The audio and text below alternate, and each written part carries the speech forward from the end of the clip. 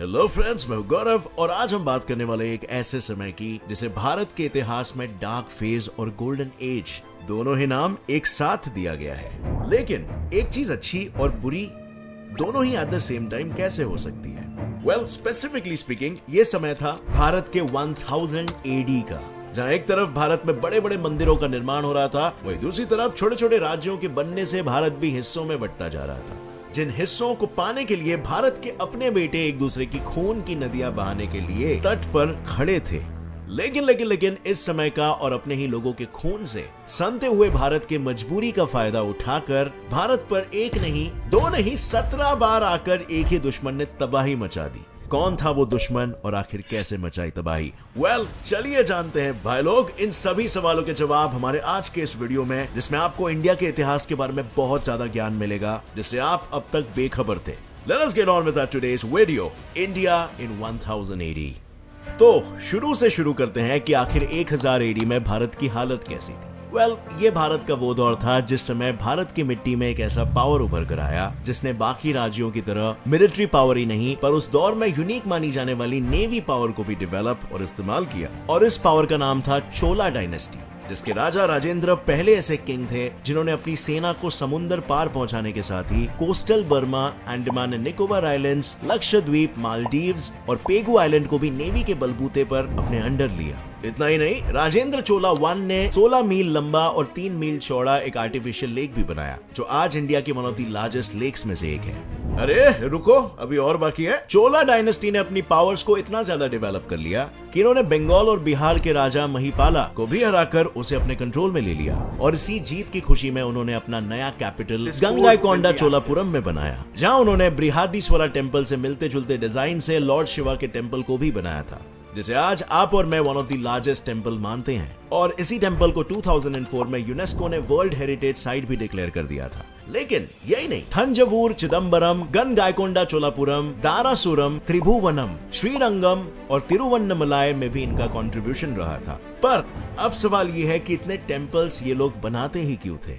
अब ये जानने के लिए हमारा ये जानना जरूरी है कि उस जमाने में जो भी राजा महाराजा हुआ करते थे वो अपने एम्पायर को बढ़ाने के लिए युद्ध किया करते थे, और जो जीतता था उसे हारने वाले का एम्पायर मिलता था। पर अगर मैं कहूं कि टेम्पल्स भी राजाओं के लिए ऐसा ही कुछ करते थे तो जी हाँ, यही वो समय था जब ज्यादातर टेम्पल्स का बनना शुरू हो गया था और किंग्स इन्हें अपने एरिया के रीडेवलपमेंट के लिए बनाते थे। फॉर एग्जाम्पल, जब किंग्स ये मंदिर बनवाते थे तो वहां पर लोगों का आना जाना पड़ता था, और आने जाने के साथ ही वहां गांव के बसने की शुरुआत होती थी, बाजार बनते थे और धीरे धीरे वहां फार्मिंग भी शुरू की जाती थी, जिससे राजाओं को बहुत सारा रेवेन्यू मिलता था जो उसकी टेरिटरी के डेवलपमेंट में काम आता था। और फिर इसी डेवलपमेंट का फायदा उठाने के लिए लड़ाइयां भी हो जाती थी, जिसके बारे में शायद ही हमारे हिस्ट्री में सिखाया गया। पर a history of ancient and early medieval India जैसे किताबों में आपको हमारे इतिहास के उन चैप्टर्स को जानने का मौका मिलेगा जिसे इंडिया क्या दुनिया के लोग तक पढ़ाई, जॉब और अपने सिर पर ऐसे ही 100 जिम्मेदारियों का बोझ लेकर चलने की वजह से अब तक अनजान है। अगर आप भी इस प्रॉब्लम से जूझ रहे हो कि बिजी लाइफ की वजह से आप अपनी लर्निंग में इन्वेस्ट नहीं कर पाते हो, तो मैं लेकर आया हूँ आपके लिए कुकू FM ऐप, जहाँ स्टूडेंट्स टू स्टूडेंट्स बल्कि बच्चे बूढ़े सभी के लिए 1000+ आवर्स की एजुकेशनल कंटेंट लाइब्रेरी है, जिन्हें आप ऑडियो फॉर्मेट में सुन सकते हो अपने लाइफ में, अपने बिजी लाइफ में मल्टीटास्क करते हो। इसके साथ ही इसमें और भी जॉनरास अवेलेबल है, जैसे self improvement, motivation, knowledge, financial education, history, science fiction और भी बहुत कुछ, जो सब आप हिंदी लैंग्वेज जैसी रीजनल लैंग्वेज में भी सुन सकते हो। अब फ्रेंड्स, नॉर्मली आप इस ऐप का सब्सक्रिप्शन 1 ईयर का 399 रुपीज में खरीदोगे, बट क्योंकि आप एक गेट सेट फ्लाई फैमिली के मेंबर हो और गेट सेट फ्लाई और कुकू FM ने मिलकर इंडिया में नॉलेज को बढ़ाने की पार्टनरशिप ली है, इसीलिए अगर आप हमारा कोड GETSET50 यूज करोगे तो आपको तुरंत 50% ऑफ मिलेगा, मतलब 199 रुपीज पर ईयर में इस नॉलेज बढ़ाओ प्लेटफॉर्म की membership. And this truly may be one of the greatest investments that you will make on yourself. So click on the link in the description and go download now because only for first 250 users। लेकिन हमने ये तो देखा कि मंदिर empire को expand करते थे, पर क्या ये एक्सपेंशन इतना आसान रहा होगा? और क्या सिर्फ एक्सपेंशन ही एक रीजन था युद्ध करने का? वेल, इस बात से इनकार तो नहीं किया जा सकता कि मंदिरों का बनना युद्ध होने का एक बड़ा कारण था। क्योंकि भारत में हर राजा यही सोचता था कि कैसे अपने साम्राज्य को बढ़ाया जाए, और यही कारण था भारत में हर समय युद्ध होने का, क्योंकि उस समय हर राजा का यही गोल हुआ करता था कि वो चक्रवर्ती राजा बने। पर इसके अलावा युद्ध करने के और भी कुछ कारण थे, जैसे कि ज्यादा से ज्यादा धन के लिए, देश प्रेम के लिए, या फिर अपने रिलीजन को बढ़ाने के लिए, या इवन बचाने के लिए इन सम केसेस। पर कई युद्ध बदला लेने के लिए भी होते थे, जैसे अपने पिता के मौत का बदला बेटा लेने आया हो, और कुछ युद्ध उनके थ्रू होते थे जो बदलाव लाना चाहते थे। पर यह बात जानकर आपको हैरानी होगी कि कुछ युद्ध लूटपाट करने के लिए, भारत में तबाही मचाने के लिए, हिंदुइज्म को जड़ से उखाड़ देने के लिए भी होते थे। जी हाँ, और इन्हीं में से कुछ का एग्जाम्पल मैं आगे आपको देने वाला हूँ, जिसने इंडिया की जीडीपी को पूरी तरह से तोड़ कर रख दिया। क्योंकि मैडिसन, जो कि एक ब्रिटिश इकोनॉमिक हिस्टोरियन थे, उनके कैलकुलेशन के हिसाब से 1000 एडी में इंडिया और चाइना साथ साथ में 50.5% वर्ल्ड जीडीपी में कंट्रीब्यूट किया करते थे। और जहां पर इतने पैसे होंगे, वहां पर अटैक होना तो लाजमी ही होगा। और कुछ ऐसा ही भारत में भी हुआ, जहां भारत पर अटैक करने वाले इस दुश्मन का नाम था महमूद गजनी, जो भारत पर गर्मियों के महीने में ही अटैक करता था। अब सवाल यह आता है कि गर्मियों में ही क्यों? ये अपने आप को किसी भी रिस्क या तकलीफ में नहीं डालना चाहता था, और इसीलिए बारिश में पंजाब साइड से फ्लड आने और उसके आर्मी के उसमें फंसने के खतरे के लिए वो बारिश में नहीं आता था, क्योंकि पंजाब एक ऐसा राज्य है जो जियोग्राफिकल पॉइंट ऑफ व्यू से 5 नदियों से घिरा हुआ है, यानी बियास, चेनाब, झेलूम, रावी, सतलज। अब जहां इतने रिवर्स होंगे, वहां फ्लड्स का डर होना तो आम बात है। और गजनी की बारिश में न आने की स्ट्रैटेजी इतनी सफल हुई कि एक बार नहीं, 2 बार नहीं, वो पूरे 17 बार भारत में घूमने और उसे लूटने आया। अब अगर देखें तो इसकी शुरुआत हुई भी कहां से, तो इसने सबसे पहला जो अटैक किया वो इलाका था आज के अफगानिस्तान और पाकिस्तान का। पर जाहिर सी बात है, किसी न किसी ने रोकने की कोशिश तो इसे जरूर की होगी। तो यहां आते ही सबसे पहले महमूद गजनी का युद्ध हुआ हिंदू शाही किंगडम के राजा जयपाला से, जिससे राजा हार गए, और अपने राज्य को हारने की गम में राज्य अपने बेटे को सौंपकर उन्होंने अपनी जान दे दी। पर सिर्फ एक युद्ध हारने से कोई कैसे खुद ही अपनी जान ले सकता है?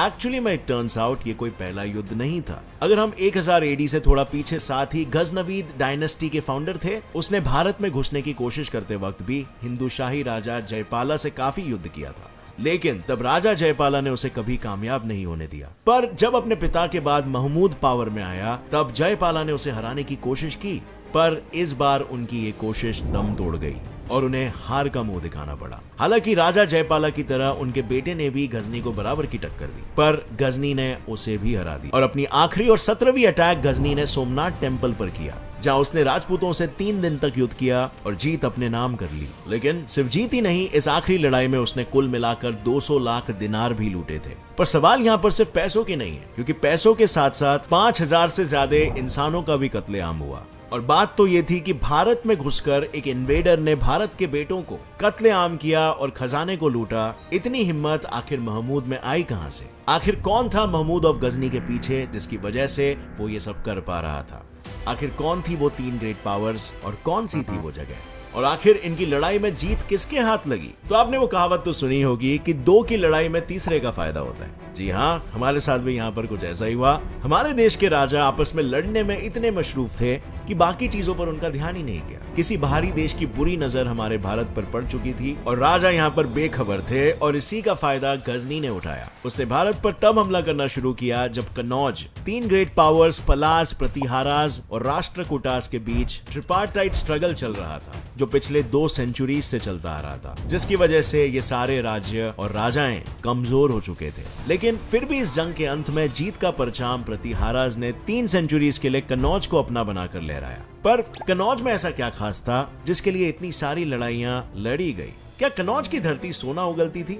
सोना तो नहीं, पर हाँ वैसा ही कुछ समझ लो, क्योंकि अगर वहां का मैप देखा जाए तो कन्नौज गंगा ट्रेड रूट के उस एरिया में स्थित है जहां से सिल्क रूट, जो 2nd सेंचुरी से 14th सेंचुरी के बीच एशिया से लेकर मेडिटेरेनियन सी तक आने वाले देश जैसे कि China, India, Persia, Arabia, Greece और इटली को कनेक्ट करता था, और उसी दौर में होने वाले ज्यादातर ट्रेड इसी रूट से किए जाते थे। पर क्या आपको लगता है इस जीत के बाद हारने वाले डायनेस्टी शांत रहे होंगे? नहीं, इसे पाने के सपने को पूरा करने के लिए दूसरे डायनेस्टी की कोशिश अभी भी जारी थी, और इसके बाद ही समय आया 1000 एडी का, जब प्रतिहाराज डायनेस्टी के कमजोर कदमों की डगमगाहट के चलते वहां दूसरे और भी छोटे छोटे राज्य उभर कर आने लगे, जैसे परमार डायनेस्टी, चोला डायनेस्टी और पाल डायनेस्टी। इन्हीं राज्यों के उभरने से यूनिटी की कमी पैदा होने लगी, जिसका फायदा महमूद ऑफ गजनी जैसे लोगों ने उठाया और वो हमारे देश में लूटपाट मचाकर चले गए। पर महमूद के जाने के बाद क्या हमारा देश कभी उसके पहुंचाए गए चोट से उभर कर आ सका? चलिए देखते हैं।